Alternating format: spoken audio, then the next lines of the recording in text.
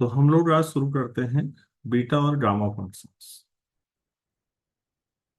Beta और gamma जो हैं वो जिस आदमी ने दिए हैं ये कंसेप्ट, हम उनको फादर ऑफ मॉडर्न मैथमेटिक्स कहते हैं, लियोनार्ड ऑयलर।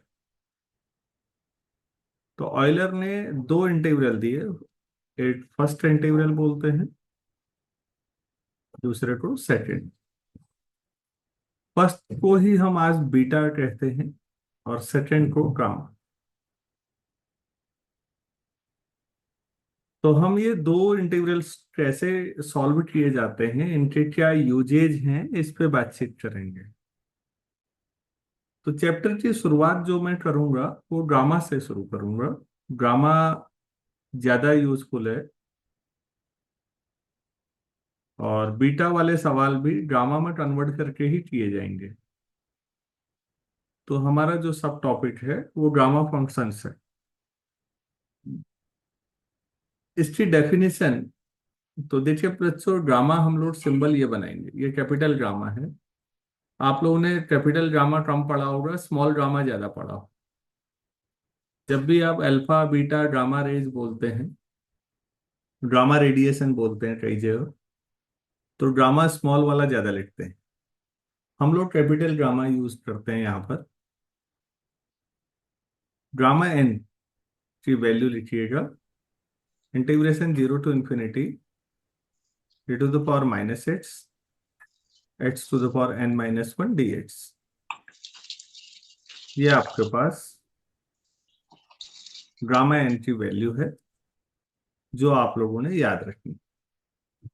ये एक्चुअली रियल एनालिसिस जब आप लोग पढ़ते हैं तो ये इम्प्रॉपर है माना जाता है, और हम नॉर्मली जब n ग्रेटर देन 0 है तब इसकी कन्वर्जेंस की गारंटी देते हैं। आप इस पे अभी मत जाइए। गामा एन कैसे लिखते हैं ये देखिए बस।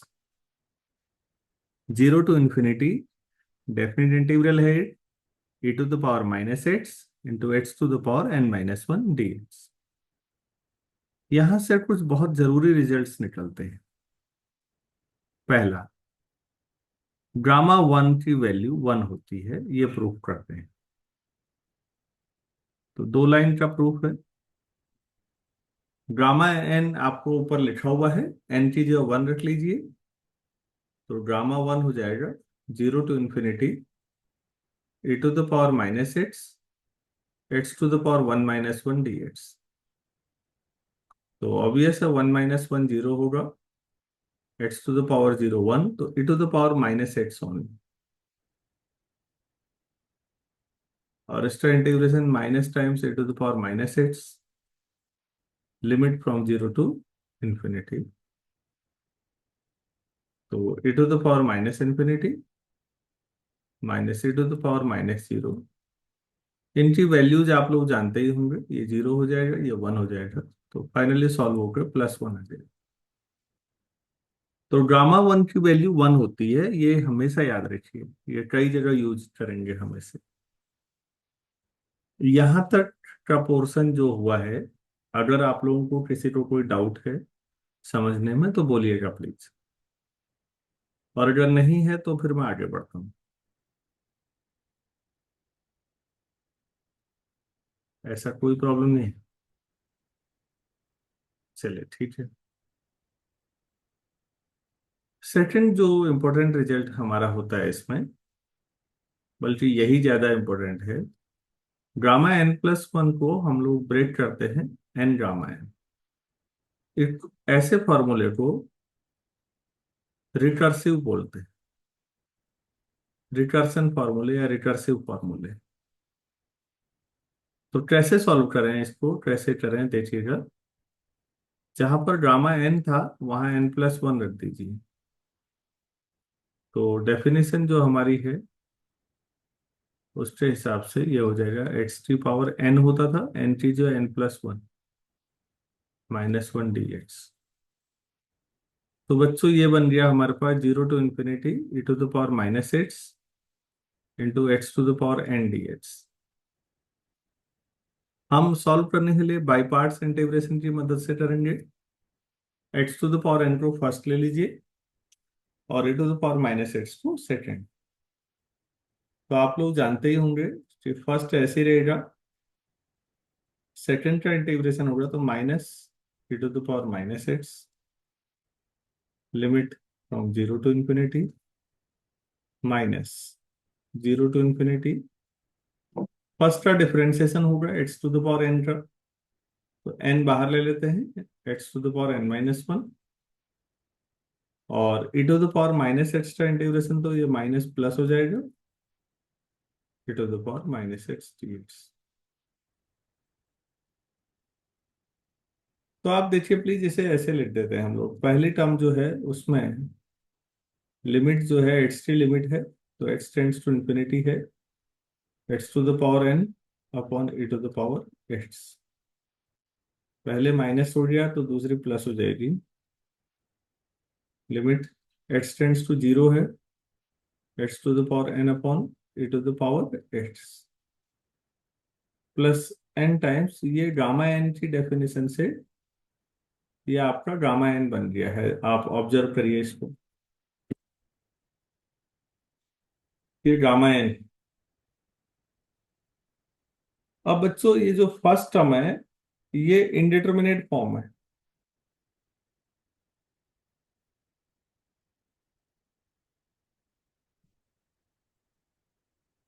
इंडिटरमिनेट फॉर्म का मतलब है आपके पास 7 इंडिटरमिनेट फॉर्म है, जिनको हम हिंदी में अपरिभाषित कहते हैं, जिनको डिफाइन करना बड़ा मुश्किल है। तो 0/0, ∞/∞, 0 × ∞, ∞−∞, 1 to the power ∞, 0 to the power 0, और ∞ to the power 0। ये 7 इंडिटरमिनेट फॉर्म, इनको सॉल्व करने में थोड़ा अलग से टेक्निक चाहिए, बहुत बेसिक चीजें चाहिए, इनके लिए अलग चीजें हैं। हम यहाँ पर पूरी बातचीत तो नहीं कर पाएंगे, लेकिन आप गौर कीजिए जो पहली टर्म है x अगर इन्फिनिटी को जाएगा तो उसका न्यूमरेटर कहाँ को जाएगा, जरा सोचिए तो।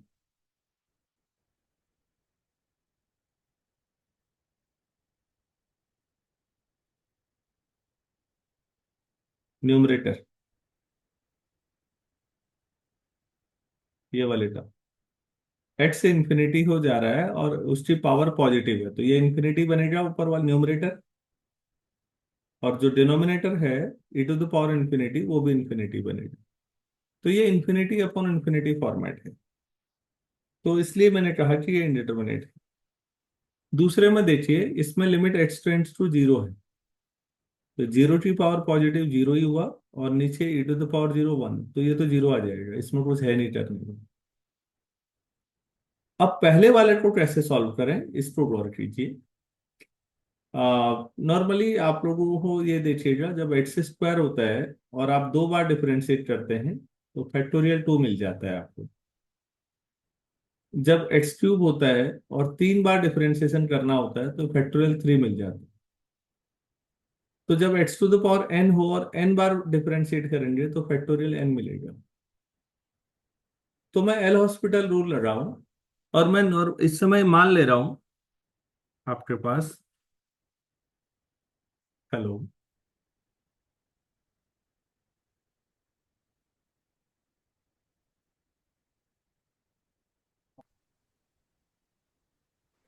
तो हम लोगों ने ये बात की कि x⁻n को अगर आप n बार डिफरेंशिएट करते हैं तो ये फैक्टोरियल n आ रहा है। तो हम ये मानते चल रहे हैं, अभी ये मान लिया हमने कि n जो है नेचुरल नंबर होगा, मान लो।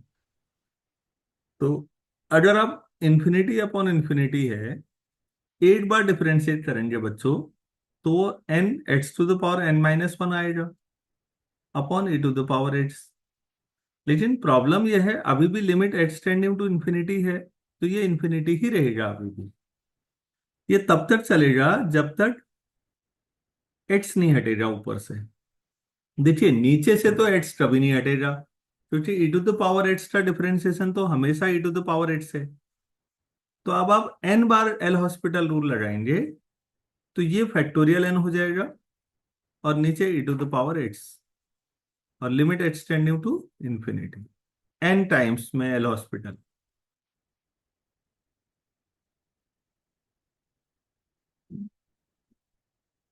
हम लोग एल हॉस्पिटल रूल बोलते तो हैं ये, लेकिन ये उचित नहीं है, लापिटल हम बोला जाता है इसको। फ्रेंच लिखा कुछ जाता है, पढ़ा कुछ जाता है, कई बार बात हो गई है इस पे। तो बच्चों ये फैक्टोरियल एन अपॉन इन्फिनिटी आएगा तो फाइनली जीरो हो जाएगा। तरीका ये है पहली लिमिट को सॉल्व करने का।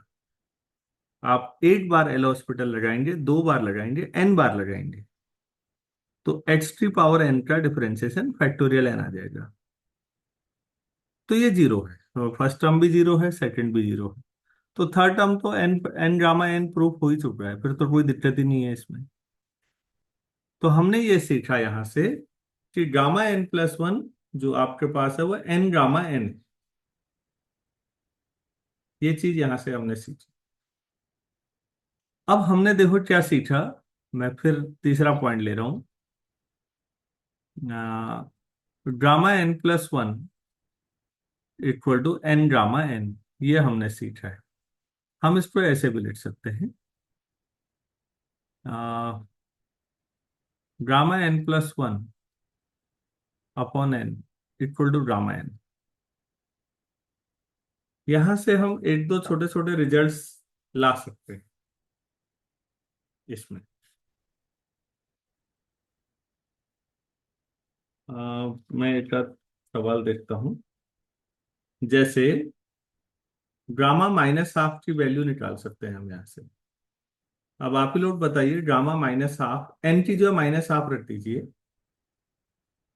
तो gamma minus half plus one upon minus half, तो ये आ जाएगा gamma one by two upon minus half bar, तो माइनस टू बाहर आ जाएगा। बच्चों मैं आज ये सवाल आपको प्रूफ कराऊंगा, गामा वन बाई टू जो होता है वो अंडर रूट पाई होता है। अभी थोड़ी देर में इसकी बारी आएगी, इसको प्रूफ करेंगे हम। तो अभी आप याद कर लीजिए, तो माइनस टू तो ठीक है, गामा हाफ की वैल्यू अंडर रूट पाई है। ये काफी इंपॉर्टेंट है, gamma half under root pi, इसे मैं आज ही कराऊंगा।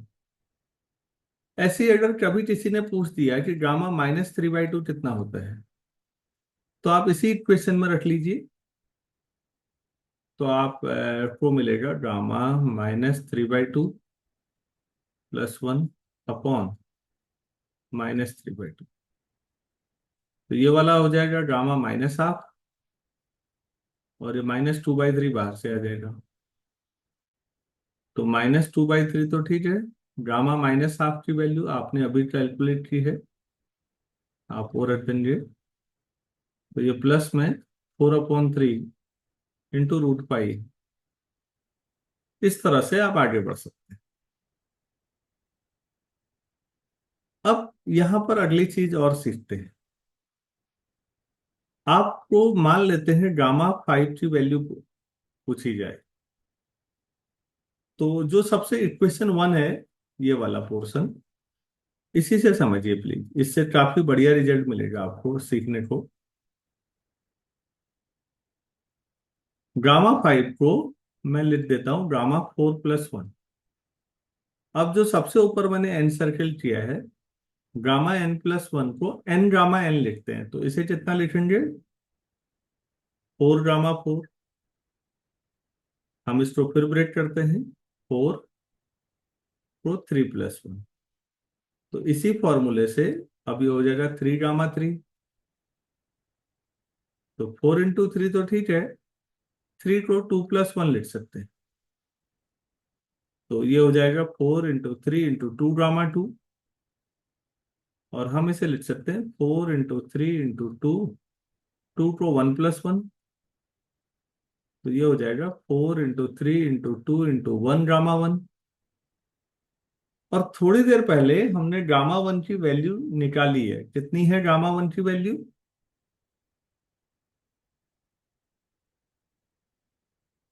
Four into three into two into, gamma one one है, तो ये आपके पास आ गया। और आप इसे फैक्टोरियल फोर लिख सकते हैं, कुछ लोग ऐसे लिखते हैं और कुछ लोग फैक्टोरियल साइन ऐसे बनाते हैं।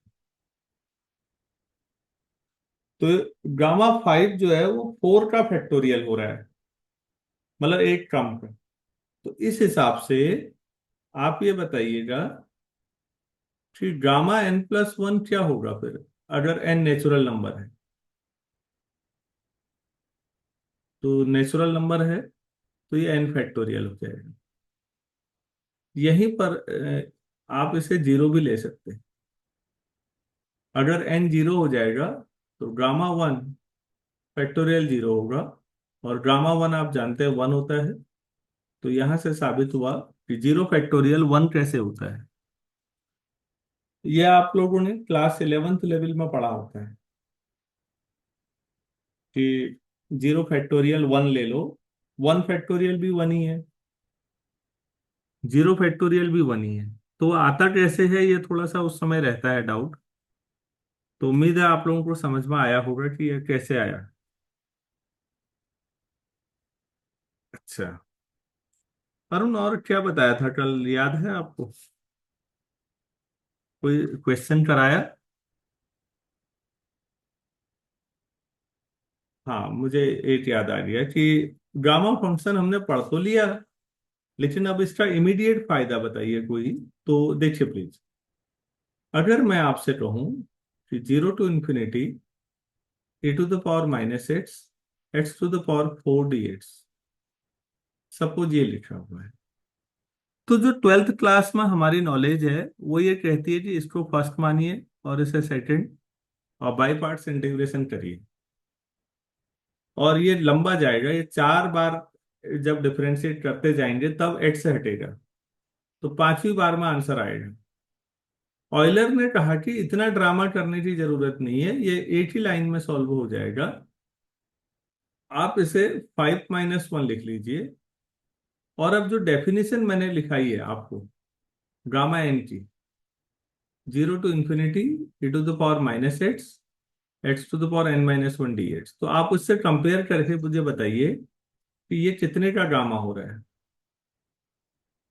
गामा फाइव अभी पढ़ा है, ये फैक्टोरियल फोर होता है, और फैक्टोरियल फोर भी सभी लोग जानते होंगे 24 होता है।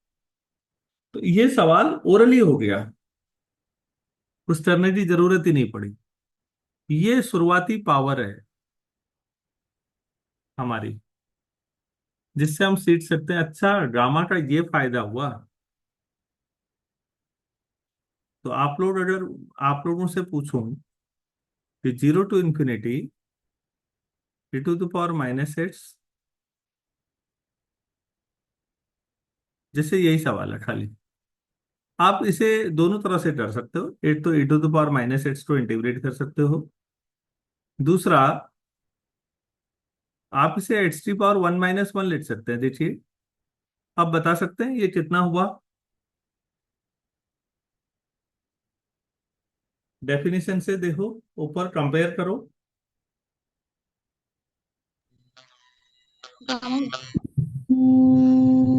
जिसका नेटवर्क सही आ रहा है बच्चों वो बोलो। Gamma one. गामा वन है, और गामा वन वन होता है। आप वैसे भी सॉल्व कर सकते थे, लेकिन ऐसा लिखोगे तो और आसान हो गया। तो ऑयलर की ये ताकत है,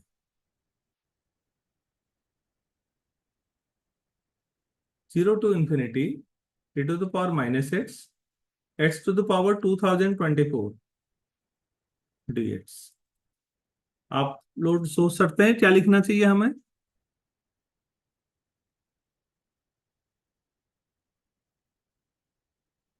बताओ यार,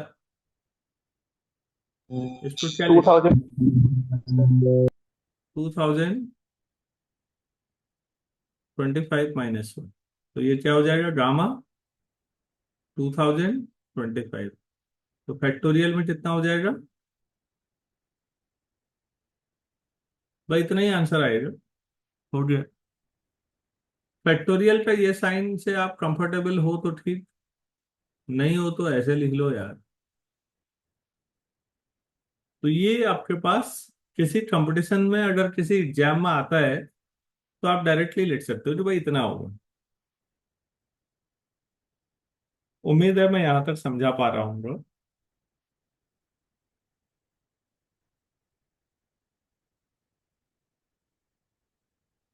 एक क्वेश्चन है,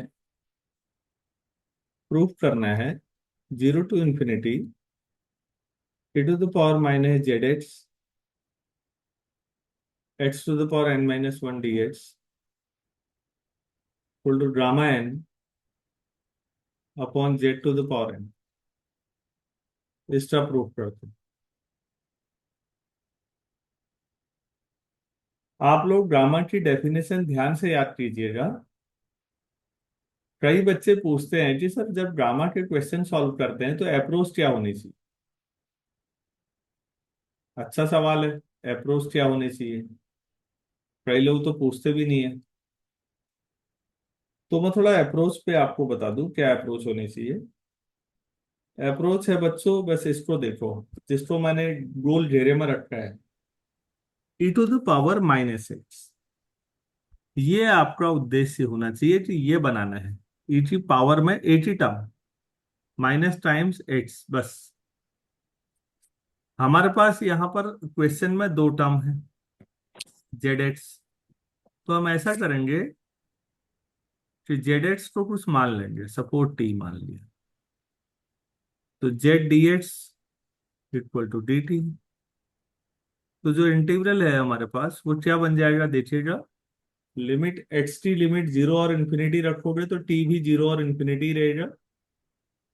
ई की पावर माइनस टी, और एक्स टी जो है t upon z, t power n minus one, और डी एक्स टी जो है डी टी अपॉन जेड। तो ये हो जाएगा zero to infinity t to the power minus t to the power n minus one d t. बच्चों z की कितनी पावर हो गई जरा देखिए तो। जेड की पावर यहां से एन माइनस वन, और एक पावर ये भी है जेड, तो वन अपॉन जेड की पावर। अब आप ये देखिए कि जो ये बना है, क्या ये वाला, क्या ये गामा एन है। अरे हाँ ना तो बोल दो यार। Yes sir. तो gamma n upon z to the power n, यही आंसर है। दो लाइन का क्वेश्चन है। क्वेश्चन में ध्यान क्या रखना है इसको समझिएगा। टी टू द पावर में अगर एट से ज्यादा चीजें हैं तो आप उसे हमेशा सिंगल वेरिएबल टी या यू या कुछ ऐसा नया मान के काम चलाइए, क्वेश्चन आसानी से सॉल्व हो जाएगा। शायद इन मुद्दों पर यहाँ तक हम कल बात कर चुके थे। आज मैंने रिकॉर्डिंग की वजह से दोबारा किया है सर। अच्छा, इस पर बेस्ड क्वेश्चन कर लेते हैं एक दो, फिर आगे बढ़ते हैं। इस कंसेप्ट को थोड़ा अच्छे तरीके से समझते हैं।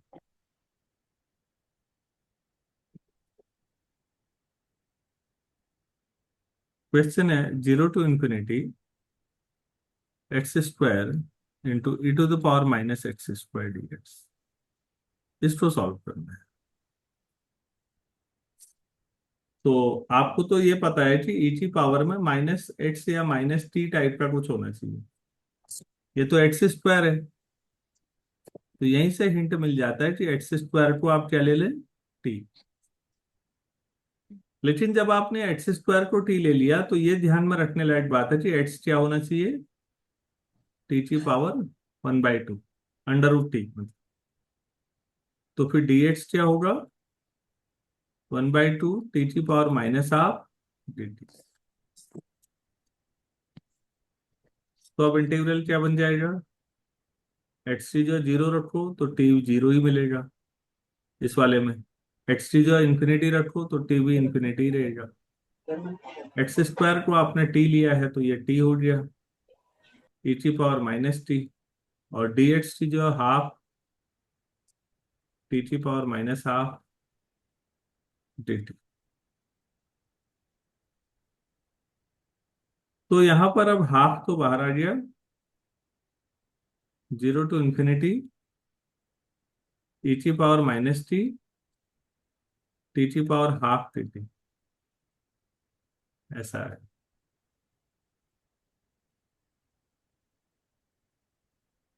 हाफ बाहर ही है, ठीक है।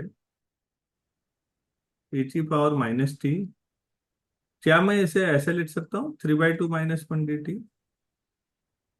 अब ये गामा एन वाले फॉर्मूले में सोचिए तो क्या बन रहा है, उससे कंपेयर कीजिए। Sir gamma 3/2। गामा 3/2, तो ये हो जाएगा 1/2 गामा 3/2। थोड़ा हम इसे सॉल्व कर सकते हैं। आंसर तो आ गया वैसे। 3/2 को हम लिख सकते हैं 1/2 + 1। अब हमने आज पढ़ा है गामा n+1 की वैल्यू n गामा n हो, तो ये कितना हो जाएगा उस हिसाब से? 1/2 गामा 1/2, तो ये हो जाएगा √π होता है गामा ½ 4। ये वैल्यू आ गई।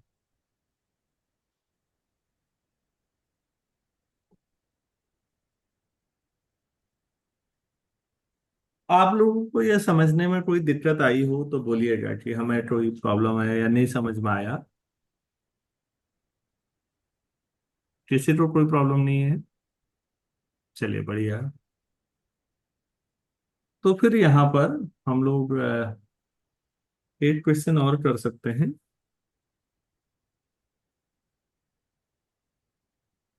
0 to ∞ 4x⁴ × e⁻⁻x⁴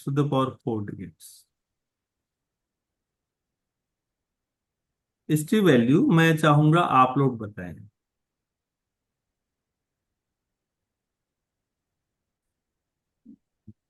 सही किया आपने, गामा 5/4 इसका आंसर है। सही आंसर आया है। किसी बच्चे को कहीं कोई प्रॉब्लम आई है इसको समझने में तो बोलिएगा प्लीज।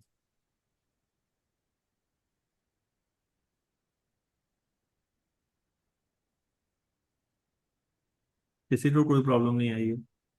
चलिए ठीक है, अगर नहीं आई है तो हम मान रहे हैं कि आपको थोड़ा बहुत आने लग गया है। एक क्वेश्चन और दे रहा हूं मैं। 0 to ∞ √x e⁻x³ dx, इसकी वैल्यू आप लोग करिएगा। ठीक है, तो एक इस क्वेश्चन को और एक दूसरा और लिख देता हूँ। 0 to ∞, मैं एमरे की जो बुक है उससे लिख रहा हूँ इस क्वेश्चन। पता नहीं आप लोगों ने इस बुक के बारे में पढ़ा है नहीं। प्रोफेसर एमरे, इनकी इंटीग्रल कैलकुलस की बुक डिफरेंशियल की भी आती है। और मुझे लगा हमेशा कि एमरे सर का काम बहुत स्टैंडर्ड रहा है। एमरे 1930 शायद, मैं अगर गलत नहीं हूँ। मैं कोलकाता यूनिवर्सिटी में एमएससी में गोल्ड मेडलिस्ट थी। काफी बड़ा नाम रहा। और इंडिया में फ्लूइड डायनेमिक्स जैसी मैथ्स की एक बड़ी ब्रांच एस्टेब्लिश करने में सर का बड़ा रोल। अब तो नहीं रहे सर, बहुत पहले की बात है, लेकिन उनकी किताब मुझे अभी भी पसंद आती। जो इंडियन ऑथर में कुछ पुराने लोग हैं, एक कैलकुलस की इनकी दोनों किताबें आती, एक गोरख प्रसाद की है। गोरख प्रसाद आईआईटी रुड़की में थे शायद। उनके बेटे चंद्रिका प्रसाद वो एडिनबर्ग से पढ़े हुए थे, तो एक अच्छा नाम है जो भारतीय लेखक हैं और उन्होंने अच्छी किताबें लिखी। तो एमरे या गोरख प्रसाद में से कोई समझने के लिए ठीक है। अगर आप फॉरेन ऑथर्स की बात करें तो काफी लोग हैं, बहुत अच्छा लिखा है उन लोगों ने भी। लेकिन अभी शुरुआत में क्योंकि लो प्राइस एडिशन आजकल कम हो गए हैं आना, तो प्रॉब्लम आ रही है, काफी महंगा होने लग गया है। और आप लोग पीडीएफ डाउनलोड करते हैं, तो बच्चों ये मान के चलिए पीडीएफ से पढ़ना वैसा ही है जैसे समोसा खा के भूख मिटाना है। भूख तो मिट जाएगी, न्यूट्रिशन जैसा कुछ नहीं मिलेगा। वैसा ही है, किताब जब तक हाथ में नहीं आएगी पढ़ाई नहीं होती। आप कुछ भी कह लीजिए, पढ़ाई हमेशा किताबों को हाथ में लेके सामने तभी अच्छे तरीके से होती है। चलिए ये आगे बढ़ते हैं। किताबों पे इन्वेस्ट करना, इन्वेस्टमेंट करना चाहिए। किताबों पर खर्च को खर्च नहीं बोलते बच्चों, इन्वेस्टमेंट बोलते हैं, दोनों में अंतर है। अपने स्वास्थ्य पर, अपनी शिक्षा पर, जो खर्च होता है वो एक्सपेंडिचर नहीं बोलते, वो निवेश होता है, वो लंबे समय में आप ही को बेनिफिट देगा। तो एजुकेशन और हेल्थ पे पैसा लगना चाहिए। एजुकेशन का मतलब अच्छी किताबें, किताबें रहनी चाहिए। पीडीएफ तो अभी अगर कोई पूछे 3 साल पहले आपके फोन में जो जो पीडीएफ थे अब भी हैं, आप कहेंगे नहीं तो हम तो डाउनलोड करते रहते हैं, हटता रहता है। किताबें रहती हैं अगर आप उनकी इज्जत करें। तो किताबों पर और स्वास्थ्य पर हमेशा आप जो खर्च करें वो दैट इज इन्वेस्टमेंट, वो आप ही की मदद करें। अब वो आपको समझना है कि ये बात समझ में आती है या नहीं आती है आपको।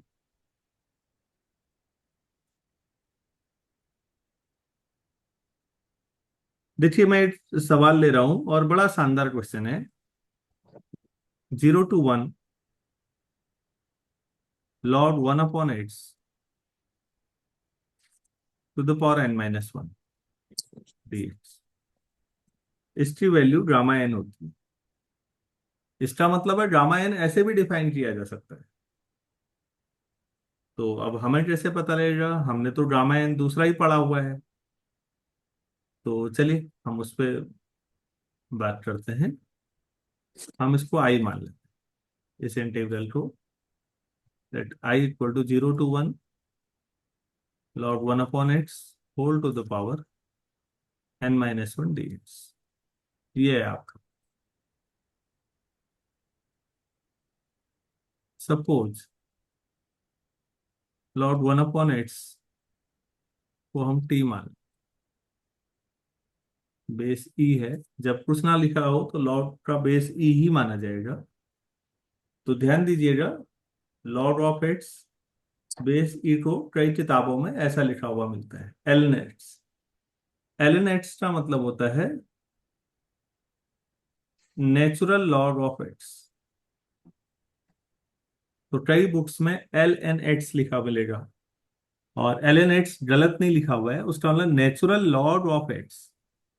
और उसी को हम सरल शब्दों में लॉग एक्स बेस ई पढ़ते हैं। प्लीज क्या पढ़ते हैं इसको भी समझिए, क्या पढ़ेंगे, लॉग एक्स बेस ई, ये पढ़ा जाता है इसको। तो बच्चों जो लैटिन शब्द आए ना, जैसे ब्रिटेन में भी वही चलती थी पहले से। नेचुरल लॉग के बारे में जिस आदमी ने सबसे बढ़िया काम किया ओरिजिनल, वो जॉन नेपियर थे। वो स्कॉटलैंड के मैथमेटिशियन थे, और उन्होंने ये काम किया है जो मैं आपको बता रहा हूँ, नेचुरल लॉग ऑफ एक्स। और लैटिन के साथ ये दिक्कत है कि उसकी जो फुल फॉर्म होती है वो थोड़ा सा आगे पीछे चलती है। मैं उदाहरण के लिए ये शब्द ले लेता हूँ, एमबीबीएस, आप लोगों ने सुना हो। इसको हम लोग बोलते हैं bachelor of medicine and bachelor of surgery. Bachelor आपकी बीएससी डिग्री भी है, बैचलर ऑफ साइंस। तो बैचलर ऑफ मेडिसिन देखिए जरा उल्टा इधर को चल रहा है पहले, एंड बैचलर ऑफ सर्जरी, ये एमबीबीएस की फुल फॉर्म है। तो लैटिन के साथ पता नहीं, ऐसा लैंग्वेज के बारे में मेरी नॉलेज नहीं है, बस मैं इतना जानता हूं कि ये पहले इधर को चलता है फिर इधर को चलता है। ऐसी पीएचडी के साथ भी है, डॉक्टर ऑफ फिलोसफी। किसी भी सब्जेक्ट में पीएचडी करो, डॉक्टर ऑफ फिलोसफी ही मिलेगी। तो ऐसी नेचुरल लॉग ऑफ एक्स भी, अगर भारतीय जिस हिसाब से बोलते हैं bachelor of medicine, bachelor of medicine and bachelor of surgery, तो बीएमबीएस होता फिर, एमबीबीएस नहीं होता। तो उम्मीद है आपको थोड़ा ये समझ में आया होगा, लैटिन वर्ड के साथ है। अब दूसरी बात मैं जो समझाना चाह रहा हूं आप लोगों को, अगर कभी, अरे यार ये तो बहुत ही डल है, अगर कभी log x base E T है, तो इसका मतलब हुआ कि एक्स इक्वल टू क्या होगा, ई टू द पावर टी। और इसका उल्टा भी सही है। ध्यान दीजिएगा, जो लॉग के बेस में है, इसीलिए लॉग और एक्सपोनेंशियल एक दूसरे के एंटी हुए, इनवर्स हुए। लॉग एक्स बेस ई अगर टी है, तो ये ई जो बेस था वो राइट साइड का बेस बन जाएगा, ई टू द पावर टी। तो अब मुझे बताओ बच्चों, यहां पर मैंने लिखा है log 1/x base e equal to t, तो 1/x क्या हो जाएगा? ई की power t. e to the power t. तो यहां से h क्या हो जाएगा? 1/e to the power t, मतलब e टू द पावर-t। और dx क्या हो जाएगा? -e to the power dt। उम्मीद है इतना समझ में आया होगा। सो अब आप बताइए आई क्या बना। यहां पर रखिए प्लीज, ये गोल घेरे में जो रखा है एक्स टी जो जीरो रखिए, तो 1/0 इंफिनिटी, लॉग इंफिनिटी इंफिनिटी होता है।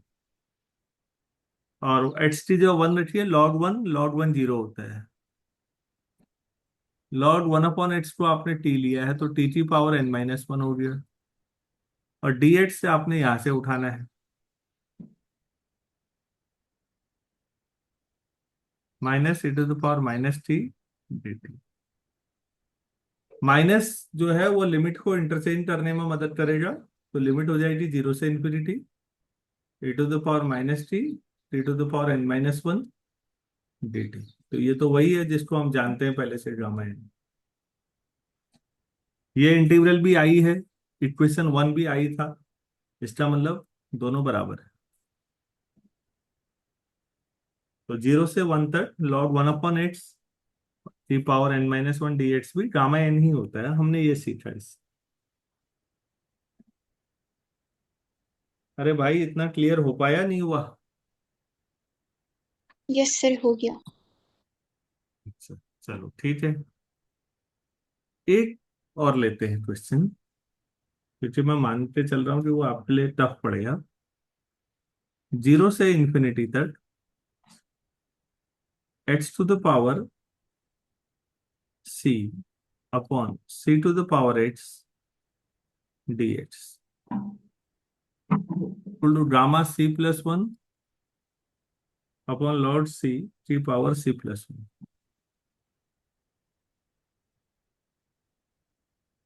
c+1, c 1 से बड़ा है, ये मालूम है बस।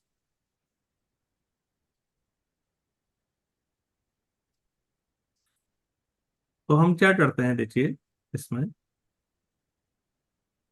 जो डिनोमिनेटर में है सी की पावर एक्स, उसको ई की पावर टी ले लेते हैं। दोनों साइड का लॉग ले लीजिए, तो ये हो जाएगा x log c equal to t. Log e base e 1 होता है, तो वो लिखाएंगे। तो डिफरेंशिएशन करेंगे तो डी एक्स इक्वल टू मिल जाएगा d t upon log of c. तो हमें पता लग गया कि एक्स टी जो है क्या रखना है। एक्स टी जो हम यहां से उठाएंगे। सो जो इंटीग्रल आपके पास 0 से इंफिनिटी x to the power c/c to the power x dx है, अब आप उसे यहां पर देखिए, जो गोल घेरे में बनाया है मैंने, एक्स टी जो जीरो रखिए तो टी जीरो ही मिलेगा, एक्स टी जो इंफिनिटी रखिए तो टी इंफिनिटी मिलेगा। ये हो जाएगा। c/x को e/t ले रखा है, तो ऊपर आ जाएगा e⁻t। और जहां पर x है वहां पर हो जाएगा t upon log c। x to the power c है तो c हो जाएगा, और जहां पर dx है वहां हो जाएगा dt अपॉन लॉट c।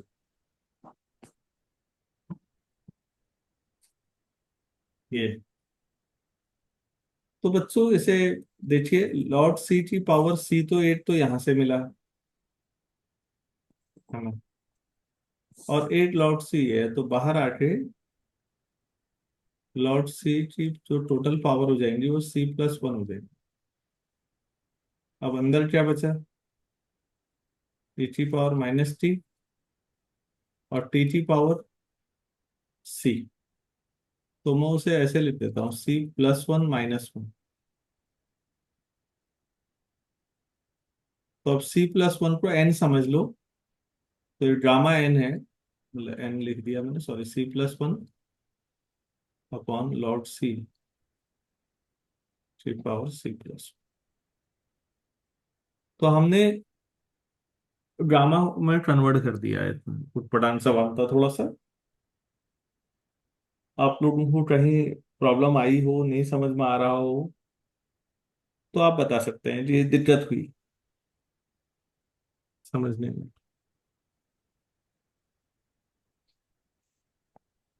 नहीं, किसी को कोई दिक्कत नहीं है। चलो, बहुत अच्छी बात है भाई।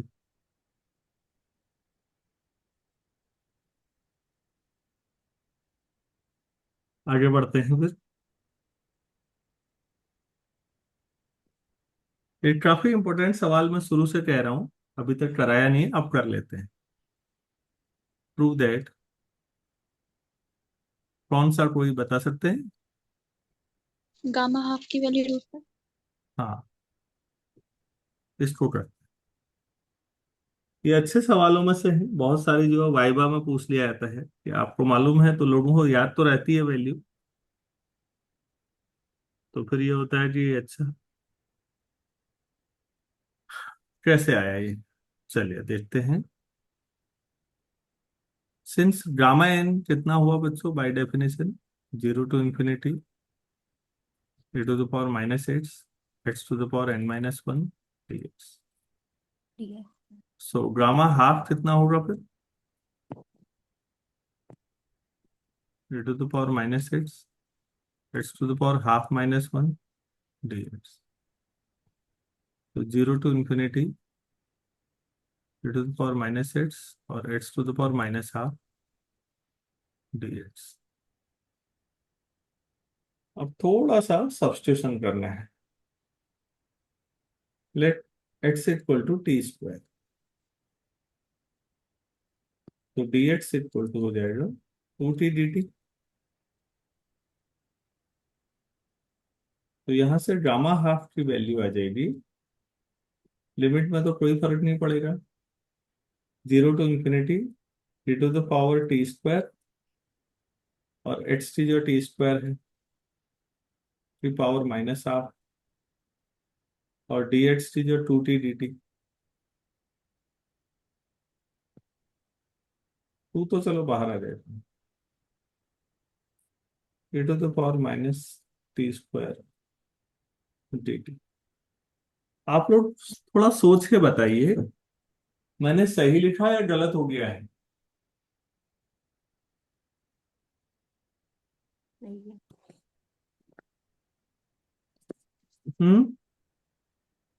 t² की पावर -½ है, पावर की पावर मल्टीप्लाई होंगी तो कितना हो जाएगा? t⁻⁻1। और एक t भी है, तो t⁻0 हो जाएगी। तो आप मुझे बताइए कि आप लोगों को समझ में आया या नहीं आया? है सर। अच्छा,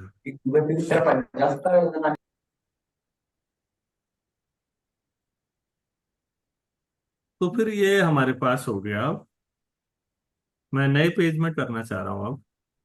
तो इसको मैं क्या ऐसा भी लिख सकता हूँ? 0 to infinity e to the power -x² dx। Yes sir. Directly लिखा मैंने। Yes sir. क्यों? सर, ये वेरिएबल्स का कोई फर्क नहीं पड़ता इंटीग्रल हम्म। पे। अच्छा। देखो बच्चों, वेरिएबल टी हो या एक्स हो, उससे क्या फर्क पड़ता है? तो वो एक ही बात। तो इसे मैं अगर इक्वेशन 1 मान लूं और ऐसी इक्वेशन एक बार और लिख लूं,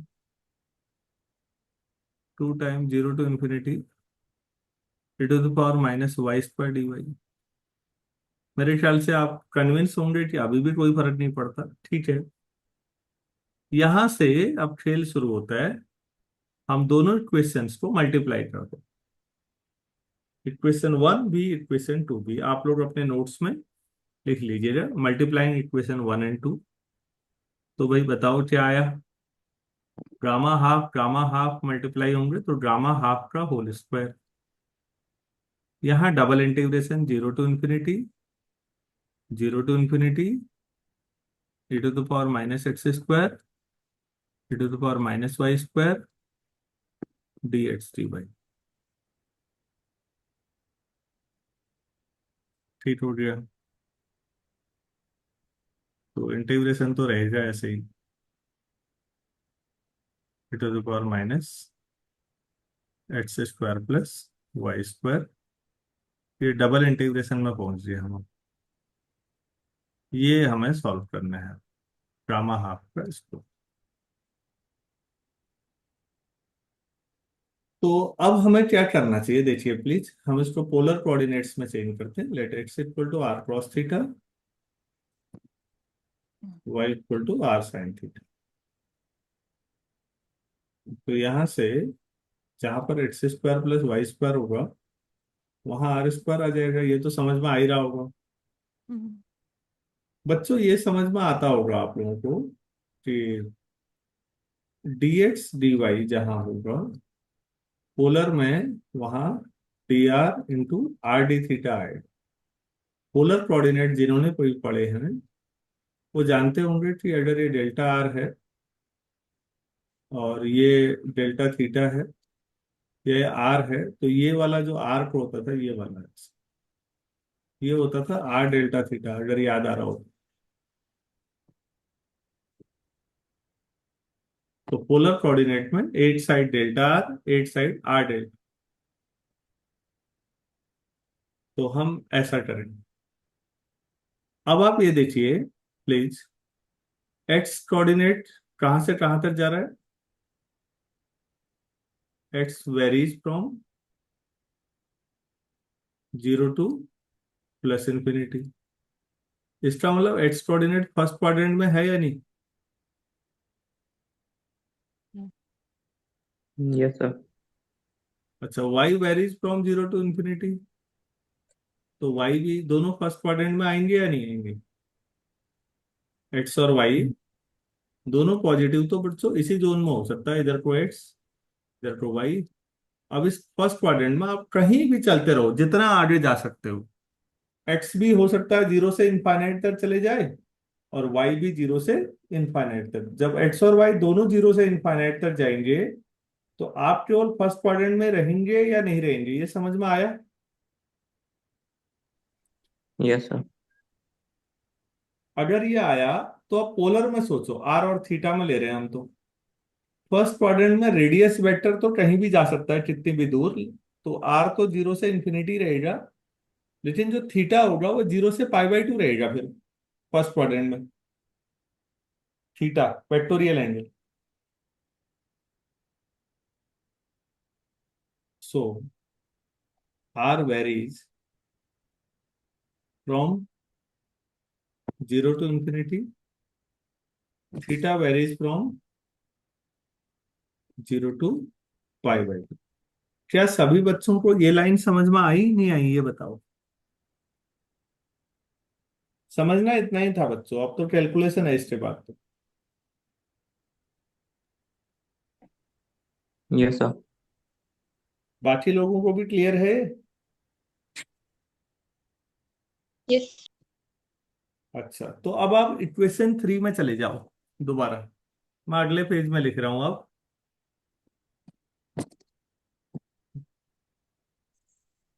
ये हो जाएगा गामा हाफ का whole square double integration r from 0 to infinity, theta from 0 to pi by 2, e to the power minus r square d r और आर डी थीटा। ये आ गया। तो पहले आर, अंदर आर है तो आर वाली लिमिट लीजिए। तो थीटा को मैं 0, थीटा 0 से पाई बाई 2 बाहर कर दे रहा हूं।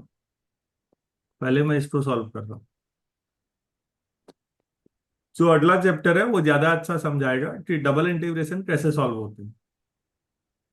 e to the power minus r square d r, पहले अभी इतना ही करना है। और आर भी आ जाएगा, ये वाला आर भी आएगा, आर डी आर। तो बाकी क्या बचा, डी थीटा ही बचा बस। अब बच्चों हमें अंदर वाले को सॉल्व करना है, इस पोर्शन को। मैं रेड से लिख दे रहा हूँ तो ये मत सोचना डबल ब्रैकेट हो गया, वो एक ही है रेड से, ताकि आपको समझ में आए। इसको सॉल्व करना है, ये बहुत आसान है। इसमें आप आर स्क्वायर को कुछ भी ले लो, टी ले लो, तो अब तो ordinary differentiation r d r equal to d t upon two. तो ड्रामा half whole square equal to theta की लिमिट रहेगी अभी बाहर से, अंदर देखिए आर की लिमिट 0 से infinity e to the power minus t और डी टी 1/2। तो e to the power minus t d t थोड़ी देर पहले मैंने बताया था 0 से infinity e to the power minus t या माइनस एक्स जो भी लिखो, खाली टी की पावर 1 - 1 लिख लो, तो गामा 1 = 1 हो जाएगा। तो अंदर वाला 1 हो जाएगा, जो 1/2 बाहर आ जाएगा, थीटा की लिमिट 0 से π/2 डी थीटा।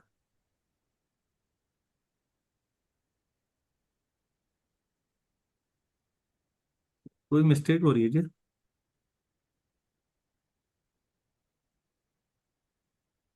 हम्म। किसी ने भी, मैं इससे एक बात और समझ में आई कि आप लोग कितना सिंसियरली मेरी बात सुन रहे हैं और समझ रहे हैं ना। बच्चों ये दोनों टू आए थे,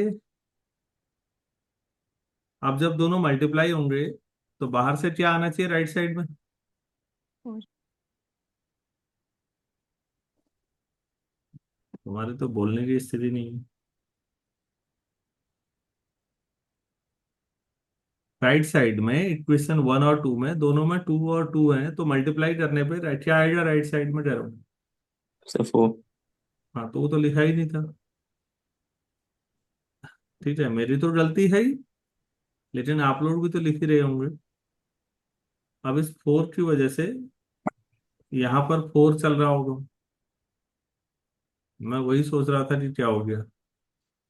अब ये 4 की वजह से बाहर 2 आएगा, क्योंकि 1/2 से कैंसिल होगा।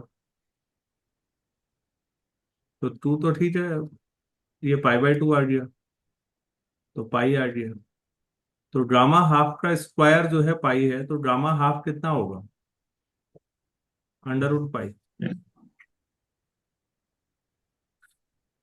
ये है बच्चों।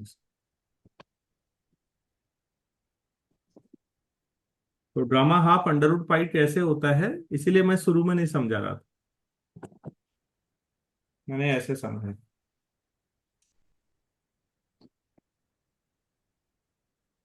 यहां तक आप लोगों को किसी को कोई भी दिक्कत आ रही हो तो प्लीज आप लोग निसंकोच बोलिए कि नहीं समझ में आई कोई चीज। सबको आया है? ठीक।